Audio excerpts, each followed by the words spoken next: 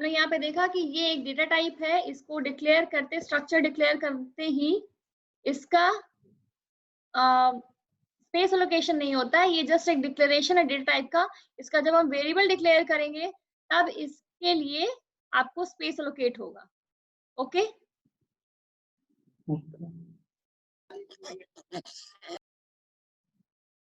Moving to next slide. यहाँ पे क्या हो रहा है, डिक्लेयरिंग स्ट्रक्चर। तो जब आप एक वेरिएबल डिक्लेयर करते हैं, जब आप एक वेरिएबल डिक्लेयर, सुनाई दे रहा है? Yes ma'am. जब आप एक वेरिएबल डिक्लेयर करते हैं तो क्या होता है, मेमोरी में उसको स्पेस एलोकेट होता है। और यहाँ पे भी एक डेटा टाइप, और जैसे कि इंटीजर डेटा टाइप है, उसके लिए हमने बताया था कि 2 बाइट्स ऑफ मेमोरी एलोकेट होता है, और फ्लोट के लिए 4 बाइट एलोकेट होता है, कैरेक्टर के लिए 1 बाइट। तो ये भी एक डेटा टाइप है, तो इसके लिए कितना मेमोरी एलोकेट होगा? Do you have any idea?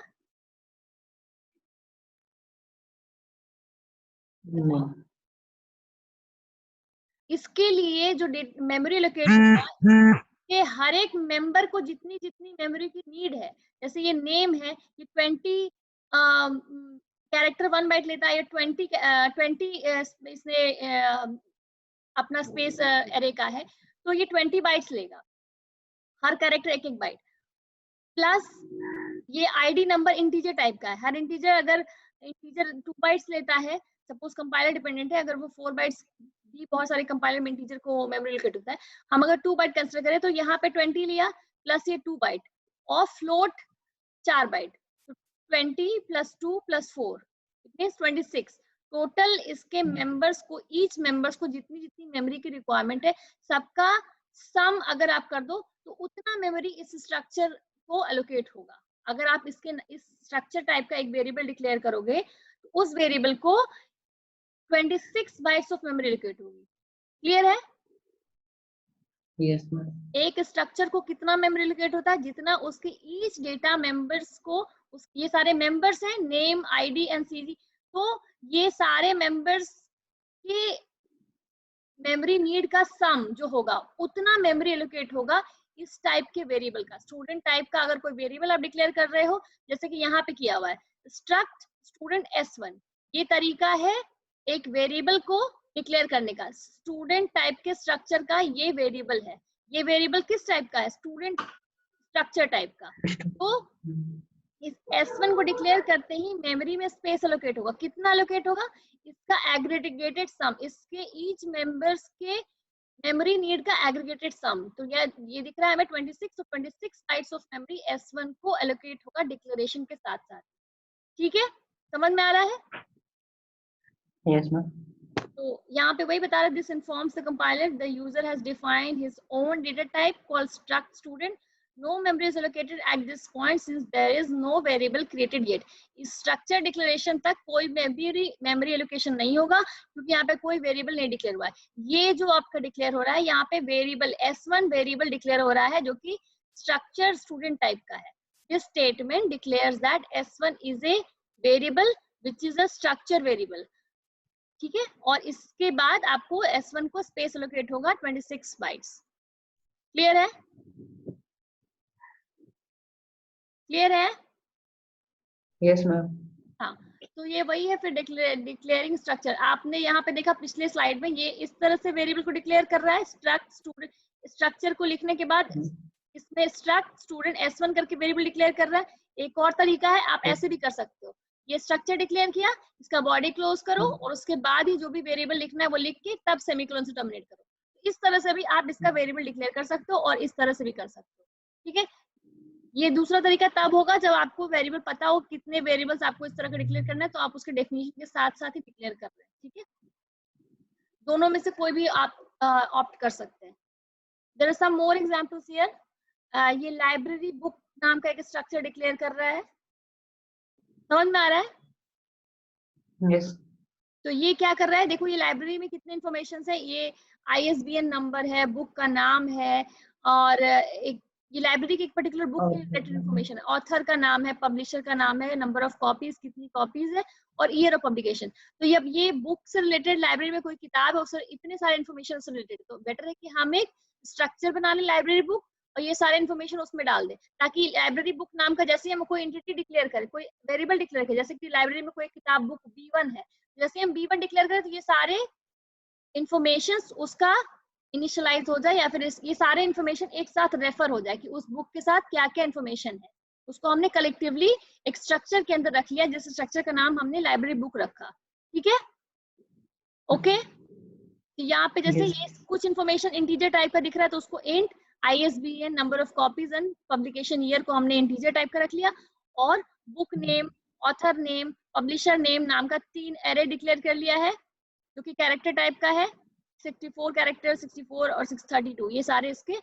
तो हमने बुक, लाइब्रेरी बुक नाम का एक स्ट्रक्चर डिक्लेयर कर लिया और उसके सारे इन्फॉर्मेशन इसके अंदर है। तो जैसे ही हम इसका एक वेरिएबल जैसे B1, B2, number of books, कितने भी बुक्स हो, जितने भी बुक्स हैं उसके इन्फॉर्मेशन को आप एक स्ट्रक्चर के अंदर डिक्लेयर कर लें, तो इसको एक रेफर करने में ज्यादा आपको आसानी होगी। कुछ और एग्जांपल, जैसे कॉम्प्लेक्स नंबर के भी 2 पार्ट होते हैं, रियल पार्ट और इमेजिनरी पार्ट, मैथ्स में आपने पढ़ा होगा।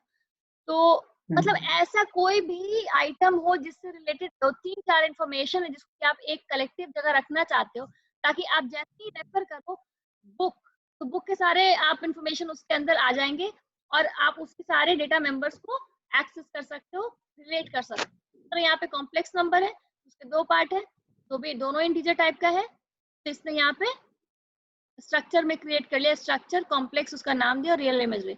उससे एक पॉइंट है जिसका कि एक्स कोऑर्डिनेट और वाई कोऑर्डिनेट है, उसको भी रेफर कर सकते हैं। तो अब इस तरह से बहुत सारे स्ट्रक्चर क्रिएट कर सकते हैं। क्लियर है? हाँ, अब देखते हैं कि ये जो डेटा मेंबर्स बनाते हैं, जैसे कि बुक का ही था, ये स्टूडेंट का अगर एग्जांपल लो, स्टूडेंट का डेटा मेंबर्स उसका नाम, ID और ग्रेड पॉइंट। तो हमने इसका स्ट्रक्चर डिक्लेयर कर लिया। अब हमने उसका एक वेरिएबल भी ले लिया, S1 एक वेरिएबल है। तो अब हम रेफर कैसे करेंगे? मान लो हमने ये स्ट्रक्चर डिक्लेयर कर लिया, अब हमें डेटा भरना है, या फिर यहाँ तक बताया ना कि ये स्ट्रक्चर जैसे ही डिफाइन होता है तो ये मेमोरी एलोकेट नहीं होता है, बट जैसे ही वेरिएबल डिक्लेयर हुआ S1, है ना, S1 वेरिएबल जैसे डिक्लेयर हुआ तो आपको मेमोरी एलोकेट हो जाएगा। कितना बताया था? 26 बाइट। ये इधर मेमोरी का मैप आप देख सकते हो। S1 नेम, ये नाम जो है, ठीक है, कितना ले रहा है? 20 बाइट्स ले रहा है, क्योंकि आप साइज हर कैरेक्टर एक बाइट। यहाँ देखो 100,000 से मेमोरी स्टार्ट हुआ, इसको एलोकेट हुआ ना, और 1020 तक एलोकेट हुआ। तो 20 बाइट्स नाम के लिए, S1 डॉट नेम के लिए। फिर दूसरा इसका मेंबर है ID number, identity number integer type का है, तो हमने 2 बाइट, तो 20 के बाद 21 22, ठीक है, ये दोनों SID के लिए ले लिया है। ठीक है, तो ये 2 बाइट इधर। तो ये आप जितने भी डेटा मेंबर्स है, जैसे एरे में था ना कि हर एक वेरिएबल को कंसेक्यूटिव मेमोरी एलोकेशन होता है, तो जितने भी डेटा मेंबर्स है इसको मेमोरी में कंसेक्यूटिव मेमोरी एलोकेशन हो रहा है। यहाँ पे पहले 20 बाइट्स नेम के लिए हो गया, 2 बाइट्स आपका ID के लिए हो गया, और फिर ये 4 बाइट 23 से 27 आपका ये CG के लिए, जो कि फ्लोट टाइप का है, तो 4 बाइट उसके लिए हो गया। ठीक है, तो आपने जैसे ही S1 टाइप का variable declare, S1 variable declare किया स्टूडेंट स्ट्रक्चर टाइप का, तो इसको यहाँ पे मेमोरी एलोकेट हो गया। अब हम पर्टिकुलर इसके मेंबर्स को रेफर कैसे कर रहे हैं? ये डॉट ऑपरेटर से। S1 डॉट नेम कहेंगे तो इसका ये वाला पार्ट रेफर होगा, S1 डॉट नेम। रेफर करने की जरूरत क्या है? जैसे हम इसमें अगर वैल्यू डालना चाहें ना, S1 डॉट नेम जो भी आप वैल्यू इंटर करना चाहें, तो इसमें डॉट रेफर करने की जरूरत पड़ेगी। आप इसमें वैल्यू इनपुट करेंगे या फिर आप इसको आउटपुट करना चाहेंगे, तब जरूरत पड़ेगी। क्लियर है? Yes. इसका यूज आगे देखेंगे तो और क्लियर होगा। ठीक है, अभी तक इतना तो समझ में आ गया कि स्ट्रक्चर किस लिए जरूरत है और उसको डिक्लेयर कैसे करते हैं। उसका उस स्ट्रक्चर एक डेटा टाइप है, सेकेंडरी डेटा टाइप है, और उसके नाम का वेरिएबल जब हम डिक्लेयर करते हैं तो उसको कितना मेमोरी एलोकेट होता है, जितने भी इसके मेंबर्स हैं उस ईच मेंबर्स के मेमोरी रिक्वायरमेंट के बराबर उसको स्पेस एलोकेट हो जाता है। तो ये S1 वेरिएबल है जो कि किस डेटा टाइप का है? तो स्टूडेंट स्ट्रक्चर टाइप का है। ठीक है, और पर्टिकुलर मेंबर को रेफर करते हैं डॉट ऑपरेटर से। इसके इस मेंबर को डिक्लेयर रेफर करना होगा, S1 वेरिएबल के नेम पार्ट को अगर रेफर करना होगा तो S1 नेम। पर्टिकुलर जैसे एक स्टूडेंट का नाम क्या है, उसका ID क्या है, तो S1 ID, S1 CG dot dot करके आप रेफर करेंगे। ठीक है, तो अगर वैल्यू देना हो तो आप ऐसे करोगे, S1 dot ID equal to this, S1 dot name का वैल्यू देना है तो आप ये ABC स्ट्रिंग कॉपी, आपको स्ट्रिंग का कुछ लाइब्रेरी फंक्शंस के ऊपर मैंने स्नैप्स कर PDF भेजा था, उसके थ्रू है। ये क्या है, स्ट्रिंग कॉपी एक फंक्शन है स्ट्रिंग लाइब्रेरी फंक्शंस के अंदर, जो कि करता क्या है कि s1.name में ये वाला पार्ट कॉपी कर देगा, इधर वाले ये सोर्स, ये टारगेट वेरिएबल है, ये सोर्स वेरिएबल है, टारगेट में सोर्स को कॉपी करेगा। ये क्या है, ABC को नाम में कॉपी करने के लिए हमने ये लिखा है, ठीक है। और s1.cg हमने CG को रेफर किया तो ये उसमें मार्क्स डाल दे रहे हैं। तो इस तरह से हम उसके मार्क्स को इनिशियलाइज कर सकते हैं। समझ में आ रहा है? अभी ये देखो, स्ट्रक्चर वेरिएबल डिक्लेरेशन का अलग अलग लिखने का तरीका सब वही कर रहा है, लेकिन लिखने का तरीका अलग है। जैसे यहाँ पे बुक टाइप का स्ट्रक्चर डिक्लेयर हुआ, बुक नेम एक कैरेक्टर टाइप का उसमें वेरिएबल है, मेंबर है, प्राइस एक मेंबर है जो कि फ्लोटिंग टाइप का है, बुक का पेजेस है वो इंटीजर टाइप का है। तो ये हमने एक स्ट्रक्चर डिक्लेयर किया बुक नाम का, उसके अंदर ये डेटा मेंबर्स है। तो उसके बाद हम वेरिएबल कैसे डिक्लेयर कर रहे हैं, इसको टर्मिनेट कर दिया, उसके बाद स्ट्रक्ट बुक और B1 B2 B3 जो भी आप वेरिएबल डिक्लेयर करना चाहें। B1 एक किताब होगी जिसमें कि ये सारे इंफॉर्मेशन हो सकते हैं, B2 का भी ये तीनों इंफॉर्मेशन होगा और B3 का भी तीनों इंफॉर्मेशन होगा। मतलब हर किताब का नाम होगा, प्राइस होगा, पेजेस होगा। तो ये एक तरीका है, ये भी एक तरीका है। मतलब आपने इसके मेंबर्स डिक्लेयर करने के बाद इसका बॉडी क्लोज किया और ये वेरिएबल्स यहीं पे डिक्लेयर कर दिया, उसके बाद सेमीकोलन से टर्मिनेट किया। या फिर आप ऐसा भी कर सकते हो, आप ऊपर नाम नहीं दे रहे हैं तो आप मेंबर्स के बाद जस्ट इसका B1 B2 वेरिएबल्स डिक्लेयर करें और सेमीकोलन से टर्मिनेट कर सकते हैं। तो ये तीनों ही रिकमेंडेड वे है, आप कोई भी ऑप्ट कर सकते हो एक स्ट्रक्चर के वेरिएबल डिक्लेरेशन में। स्ट्रक्चर का टाइप, स्ट्रक्चर का बॉडी डिफाइन करने के बाद उसकी वेरिएबल्स के डिक्लेरेशन का ये तरीका है, ठीक है। तो हम एक छोटा सा प्रोग्राम यहाँ पे देख रहे हैं, जबकि इस प्रोग्राम में क्या हो रहा है, एक स्ट्रक्चर डिफाइन हो रहा है स्टूडेंट टाइप का, और मेन के थ्रू, मेन प्रोग्राम में ये वही है इंक्लूड stdio.h, उसके बाद स्ट्रक्चर डिफाइन कर दिया है और उसके बाद मेन फंक्शन में स्ट्रक्ट स्टूडेंट s1 नाम का एक वेरिएबल डिक्लेयर हुआ है और फिर क्या कर रहा है, उसका वैल्यूज इंटर कर रहा है। हाँ, कोई डाउट है? नो। हाँ, तो यहाँ पे वैल्यूज इंटर, हम बस एंड कर रहे हैं सेशन को, आपका मैथ्स का सेशन का टाइम हो रहा है, आई एम एंडिंग। इस प्रोग्राम को क्लियर कर लेते हैं, उसके बाद कल फिर सेट करेंगे।